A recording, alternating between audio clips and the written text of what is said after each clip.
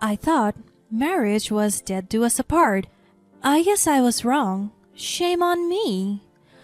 My name is Amanda, 31, and my husband Lucas, 33 of 5 years, wants to end our marriage. It came out of nowhere, but at the same time, I wasn't all that surprised. The last month of us as a couple was cold and distant.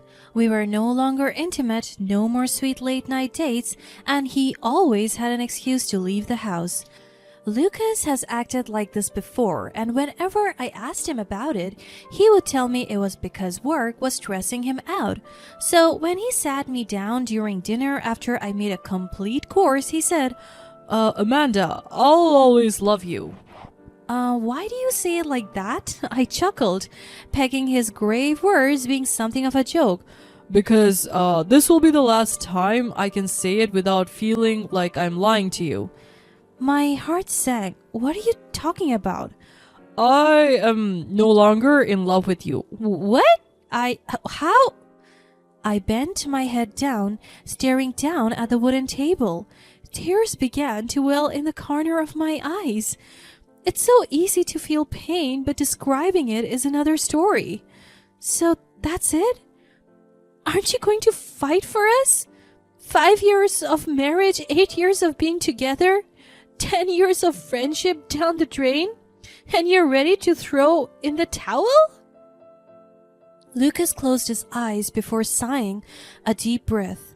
I'm sorry. Do you really want to know the truth? I think I deserve it, I snapped. I fell in love with someone else. I didn't know that I could hurt more. It wasn't anything I did, but he couldn't keep it in his pants. And I'm assuming you have already acted on these feelings? He nodded, scratching the back of his neck. Who is it? It's not important. I deserve to know the truth. Just a woman I work with. We've been working long hours and it only started up recently. How recently? A few months. I wanted to throw up. I couldn't believe what I was hearing. No matter how much I would press for the woman's name, he wouldn't give it to me. My once sad tears turned to angry ones. I got up from my seat, leaving my half-eaten meatloaf and vegetables, and went into our shared bedroom. I locked the door and sobbed uncontrollably, not wanting him to see me fall apart. As I cried, I looked around the room, seeing pictures of our adventures and happiness, his favorite jacket draped over his desk chair. I heard a knock on the door. He asked, Can I come in, please? Go away! I'm not here to talk. So what do you want? I was going to get a few pairs of clothes and stay at a hotel. I wanted to tell him to get the hell away from me, but another part of me knew this would be the last time I saw him, and I got to control when and how. I opened the door and saw his sunken face. No tears left to capture, but he was hurting in some way. I'm sorry. Don't talk to me. He walked past me and began to grab a few shirts, boxers, and pants. I sat at the edge of the bed and began rethinking our relationship. Where did it go wrong? What had I done in a past life to be granted a lying, cheating husband? Someone I wholeheartedly trusted with my entire being. Not once have I ever thought about partaking in an affair. He was always enough for me, even on days when we were arguing over something so small. Sure, we had struggles, but we always came back to each other. 10 years, just like that, down the drain. Lucas didn't even bother saying anything as he left. With one backpack strapped to his shoulder, he left the house. I allowed myself to cry and lounged the next day. I didn't feel any better. To rectify my situation, I invited 2 friends over, Linda and Connie, my sister, Krista, who is 29 years old. When the 3 came over, they opened a wine bottle for me and ordered takeout food. We grubbed, laughed, and watched superhero movies all day long. I couldn't stand watching rom-com movies anytime soon. Linda was the most sympathetic, as her own mother went through something similar. Connie was my oldest friend, so she was already extremely supportive. As for my sister, Krista, she was mostly quiet whenever we spoke directly about Lucas. My sister and I were near in age, so by default we were close as well. When I started dating Lucas, she had her ears wide open over everything. Lucas was my first serious boyfriend, so she knows how much he meant to me. It was just Krista and me now, as our parents have since passed from a car accident a few years ago. I still can't believe what he did, Connie said, pouring me another glass of wine. I can. All men are dogs. You guys were friends before even dating, so you would think he would have the decency to tell you when it first happened. I thought I knew him. In the corner of my eye, I noticed Krista was shifting in her seat. As I said, she was quiet and barely touched her wine glass. It kind of bothered me. Maybe it was more of a shock than my friends, considering she's known him the longest and we were both a part of his family. Perhaps it was like losing a brother. I wasn't the only one who noticed her demeanor. Connie said, "You all right there, girlie?" Me?" Connie nodded. "Of course," she said nervously. I mean, considering the circumstances, I guess I'm in shock." "Were you close to Lucas?" "You can say that." "What the hell is that supposed to mean?" "Cool it, Connie," Linda half teased. Krista took a deep breath before turning to her bag. She then pulled out a packet of paper. "You have been served." It was the divorce papers. "What? How do you have these?" "Well, he gave them to me." "It takes longer than a day to process divorce papers, and why would he have my only sister give them to me?" "I told him it would be easier if it came from me than someone else." "You have been talking to him?" "Yes, I mean, can you really be mad at me about that? He's been a part of our family for years." "How long have you known he's wanted to end things?" "It wasn't like that. He barely told me." Before I could say another word, Linda put her hand on my knee. "Let me handle this." I was so confused. "Just say what you need to say." "What are you talking about?" "You're hiding something." "I agree. You've been acting rather odd." "I am acting odd? Look in the mirror." "Why are you the one to serve me my divorce papers?" "I told you." "I know what you said, Krista." I had a weird feeling in the pit of my stomach, like I knew what I was thinking, but I was too afraid to put it out into the world. A real sister would have warned me as soon as her husband thought about divorcing me. "He just told me." "Why in the hell would he have to tell you?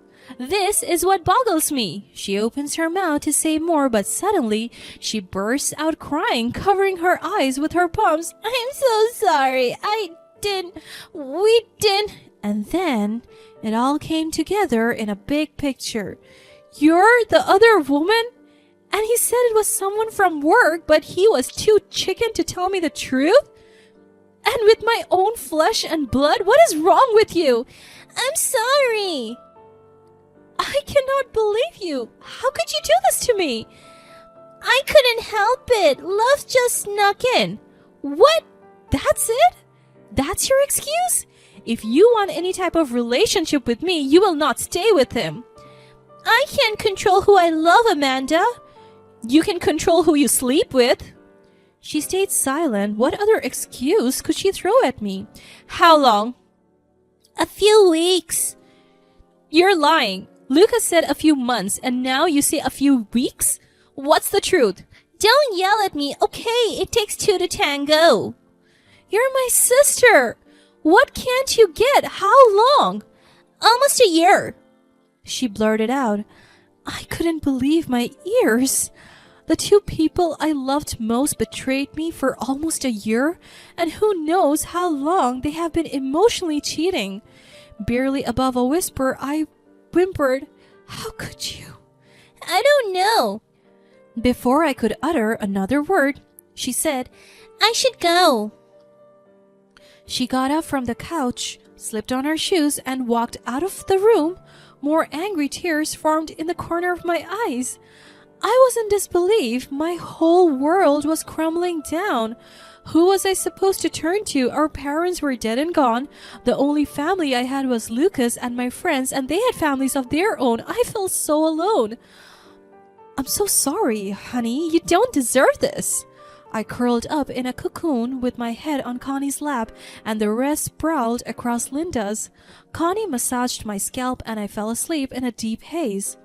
I had a horrible nightmare. In the distance, I saw Krista and Lucas laughing amongst themselves, kissing, hugging, touching. I woke up screaming. Connie and Linda were still fast asleep, barely turning. In the next coming weeks, I had to make arrangements in order. The house is in both our names, but Lucas had decided that he would pay the remaining balance and take full ownership. I was left with the car, our timeshare in Florida, and the cabin up north. Together, it would cost roughly the same as the house. I wasn't satisfied. If anything, I would want the house, and he can have the rest. I'm sure they were probably intimate in the cabin and our timeshare, but I decided to let it go. What else could I do? Suddenly, I got a phone from Connie. Hey, what's up? I need you to sit down right now. What do you mean? Amanda, please, sit down. I do as I'm told. Well, I was at the pharmacy to pick up my allergy medicine and saw Krista and Lucas. You don't have to tell me they're going public already. No, worse. She was buying prenatal vitamins. I think she's pregnant. I was stunned. My prenatal vitamins, pregnant with my ex-husband. Amanda, are you there? I dropped my cell phone but quickly picked it up and pressed it into my ear. I have to call you back. I need to process this on my own. Okay, let me know if you need anything. I can come by later, and that won't be necessary. Bye, talk later. I hung up on her, too numb to feel bad at the moment. No wonder she was barely touching her glass of wine. Was this the tipping point for telling me the truth? Not that they knew it was wrong or that I deserved to know, but because he had gotten her pregnant? We were waiting to have some kids of our own, but he wanted to wait. I aimlessly took a cup of wine to my lips, tears streaming down my cheeks. I set ablaze everything in my path in rage, anger, and anguish. I doused the carpet with wine up and down the living room floors, throwing dishes and screaming at walls. I took our wedding bottle of wine, a special bottle we were saving for our next anniversary, and took a swig before venturing into his bedroom. I made a heart out of the wine liquid into the sheets, ensuring it seeped into the mattress. When I turned on my heel, I saw his prized possession. His flat-screen TV lay parallel to the bed. The last third of the wine bottle, I poured it across the screen before mustering enough strength to tip it off the stand, cracking whatever was manageably left. I passed out on the bathroom floor, wine staining my lips. I woke up with a massive hangover, but with little regret. I thrashed the kitchen, the bedroom, and now the bathroom. I hurled and hurled into the toilet, not even bothering to flush it. It was a disaster. Did I bother cleaning any of it up? Nope. I left the house in a rush, packing my clothes and any belongings I owned solely. I stayed at Linda and her husband's house. After a few weeks, I was getting my life back in order by returning to work and trying to find an apartment nearby. This was until I got a text message from Lucas. Please leave the house by tonight. My heart sank, but I quickly texted back, I'm already gone. Okay, thanks. My entire stomach was in knots. I knew what was going to come next. After a few hours, I received another text which was more shocking than the last. You know, she's pregnant. Are we even now? I expected the cops at the front door or even a slur of curse words going my way. I had to chuckle. Lucas truly doesn't care, but at the same time he knows what he did was entirely wrong, which makes all the pain hurt that much more. Instead, I wrote back, not even close. See you in court. As far as I was concerned, they had to change the carpet and flooring in all the rooms I contaminated. And the TV issue, well, I ruined the electrical circuit. It looks like I went out with a bang.